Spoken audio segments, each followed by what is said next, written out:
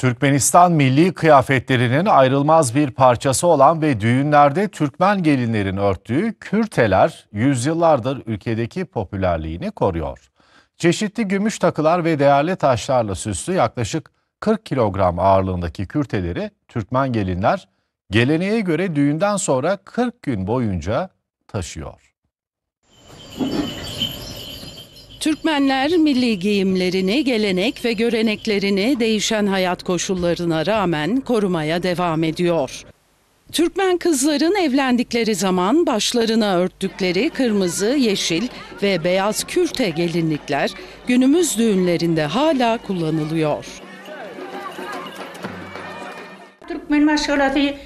Türkmen ailesinde kız çocukları evlendirildiğinde baba evinden kırmızı kürteyle çıkarlar.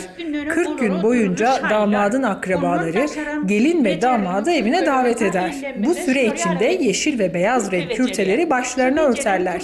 Kırmızı renk aşkı, yeşil renk yaşamın anlamını sembolize eder. 40 günün sonunda baba evini ziyaret eden gelinin üstündeki kürte çıkarılır. Yeni gelinlik dönemi sona erer.